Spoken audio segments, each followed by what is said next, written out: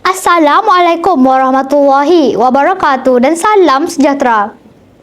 Yang dihormati guru-guru dan rakan-rakan sekalian.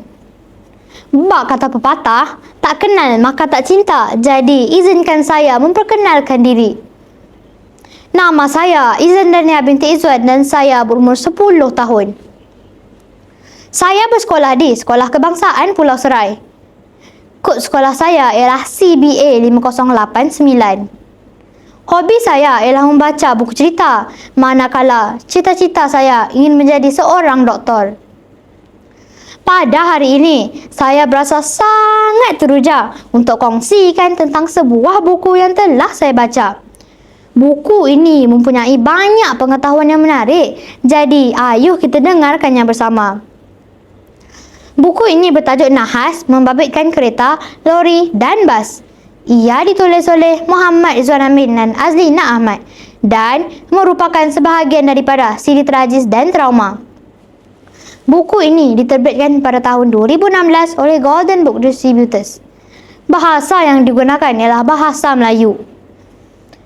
Buku ini dikategorikan sebagai bahan bacaan yang berbentuk dokumentasi yang memfokuskan kepada isu keselamatan jalan raya dan kemalangan pengangkutan. Tema utama buku ini ialah tragedi dan keselamatan jalan raya. Ia memfokuskan kepada impak sosiologi dan kemanusiaan akibat kecuaian manusia dan kegagalan teknikal kenderaan yang membawa kepada kemalangan maut. Antara faktor kritikal ialah: pertama, faktor manusia seperti pemanduan melebihi had laju, memandu dalam keadaan letih atau mengantuk dan penggunaan telefon bimbit. Kedua, faktor teknikal seperti kegagalan fungsi brek. Ketiga, faktor persekitaran seperti keadaan jalan raya yang licin sewaktu hujan, selekoh tajam yang berbahaya dan pencahayaan lampu jalan yang tidak mencukupi. Buku ini memaparkan kesan yang mendalam dari 3 sudut. Pertama, kehilangan nyawa dan kecederaan kekal. Kedua, trauma psikologi. Ketiga, kerugian material. Seterusnya, cara mengelakkan kemalangan.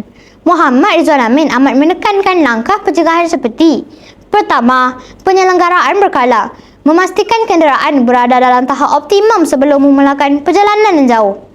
Kedua, pematuhan undang-undang, menghormati had laju dan jarak selamat antara kenderaan.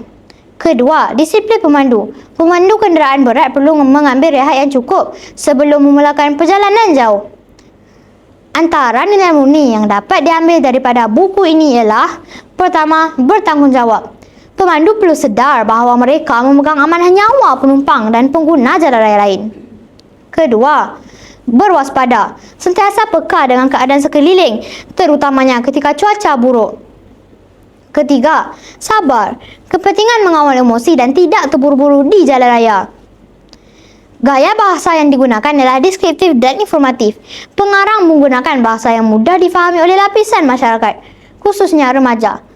Penggunaan istilah teknikal berkaitan automotif juga diterangkan secara ringkas.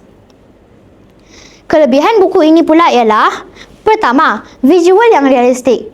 Penggunaan foto berwarna memberikan impak sebenar kemalangan. Kedua, kandungan padat. Dengan 84 halaman ini, buku ini terus kepada fakta, menjadikannya sangat sesuai untuk pelajar dan orang awam. Ketiga, rujukan setempat. Memandangkan ia berdasarkan kes-kes di Malaysia, pembaca lebih mudah merasa dekat dengan situasi yang digambarkan.